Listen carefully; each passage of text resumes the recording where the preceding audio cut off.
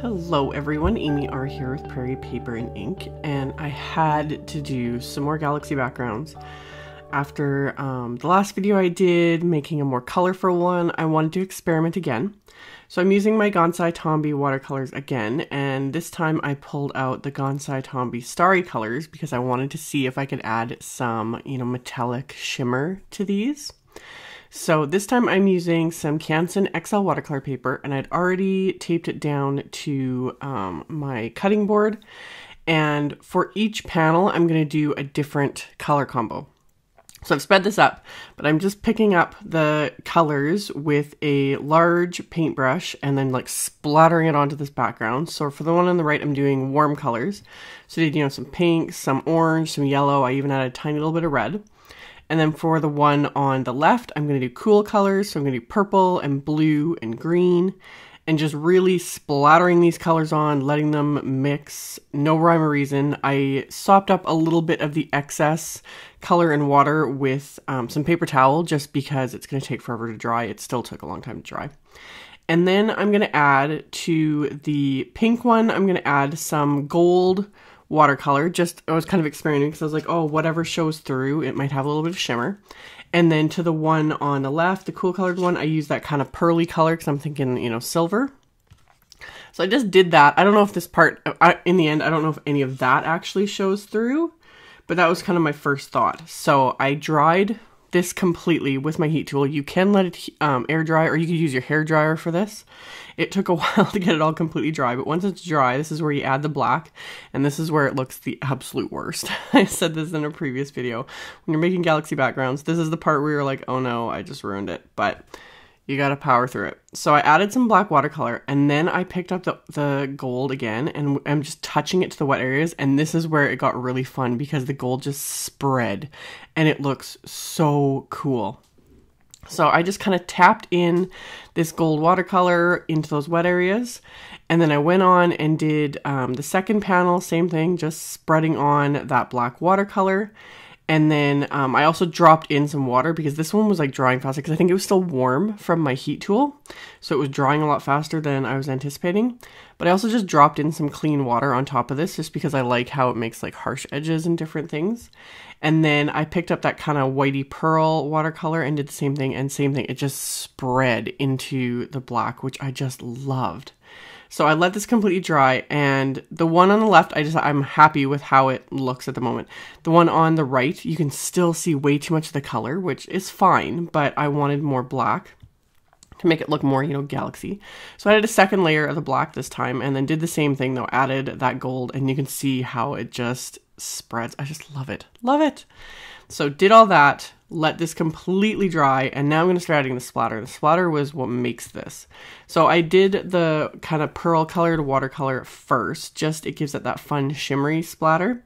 So I mixed that up with a smaller paintbrush this time, and I'm just scraping it onto the edge of an acrylic block. This helps me kind of control my splatter. And I'm just flicking the edge of the brush against the edge of this acrylic block to create my splatter. And, some of it creates a fine splatter, and then some of it kind of drips onto these pieces. So I get like larger drips and smaller little splatter, and that's perfect. So I let that dry. And then I'm going to pick up my COPIC Opaque white. There is a white in the Gansai Tambi palette. It is a pretty good white, but I am very partial to my COPIC Opaque white because this container one has lasted me forever. And you can thin it out and it stays really, really white. So I did the exact same thing. I thinned it out with water, and then I'm flicking the edge of my brush, or the tip of my brush, against the edge of the acrylic block and creating a ton of splatter. Like, I go heavy-handed with the splatter because the splatter is what makes these look so gorgeous and give it that impression of a galaxy.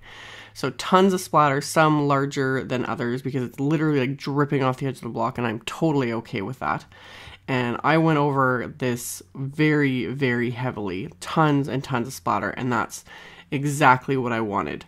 So once I have all that splatter on there, I can let this completely dry, and then I can peel off my tape, and I have two completely different looking galaxy backgrounds made with the exact same watercolors in the exact same way, but one just done with warm colors and one done with cool colors. So that's why I love this so much, because I've said this before, like every time you do it, it's different. Even if you use the exact same colors, it's always going to look different.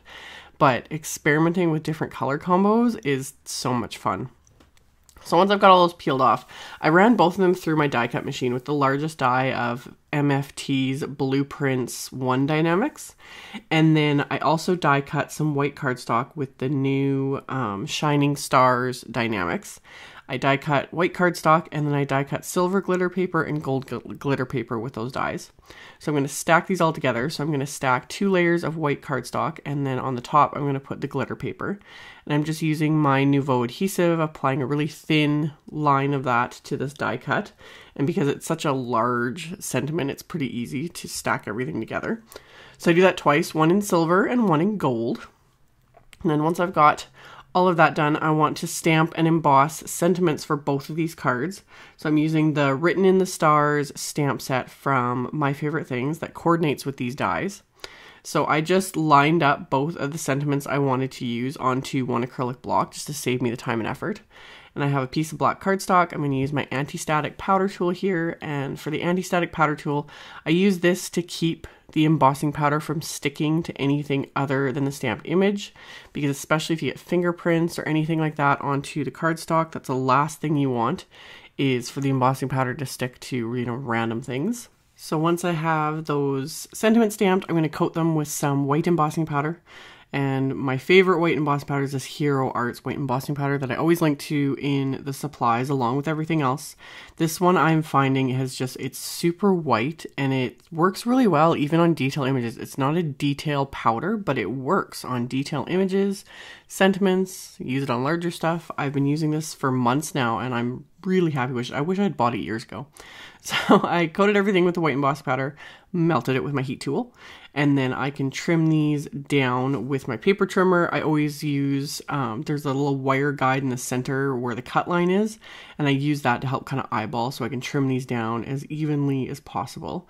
So I trim those down with my paper trimmer and then remove the excess anti-static powder with my fingers. And then I'm going to adhere these flat to these watercolor galaxy backgrounds with the same Nouveau adhesive. So I adhered the stamped sentiment first, and then I'm going to add more adhesive to the back of this large die cut word, and then I'm going to adhere that to the background. And a lot of people asking me about this glue because I've been, you know, using it heavily the last several months and saying how much I like it. It does dry clear. It's not tacky when it dries because it's just a standard liquid adhesive. It is not matte like Ranger's Multimedia Matte, so I try to be extra careful with it not to let any ooze out because it's a little more noticeable than Ranger's Multimedia Matte would be. But I do really love this adhesive. It's just, you have to be a little bit more careful with it. More wants to come out than with Ranger's Multimedia Matte, because the Multimedia Matte is that tiny little, you know, bottle, whereas this is quite large and the adhesive is more liquidy. There's my technical, you know, terms for it. So I adhered all the sentiments, and then there was die cut stars in the Shining Stars Die-namics. So of course I die cut some of the silver and the gold glitter paper with that, and adhered those onto the backgrounds as well with using my crystal katana and the same Nouveau adhesive. And then I die cut some white cardstock with the largest die from My Favorite Things Blueprints 2 Die-namics. So I've got nice even layers here. So I adhered both of these to white cardstock. And then for my card bases, I decided to go with black cardstock because I just thought it would look so nice with the galaxy background. Plus I wanted to stamp and emboss the sentiments on the inside of the card. So I did the same thing, used my anti-static powder tool on the insides, and I've got my acrylic block, and I put the sentiments on either side of the acrylic block, like the one large sentiment on the one side, and then the sentiment for the second card I just stuck on the other side, just had everything lined up, again, just to save me time and effort. So I stamped both of those sentiments with the Versamark ink, and I'm going to coat them with the white embossing powder, and then heat emboss that again.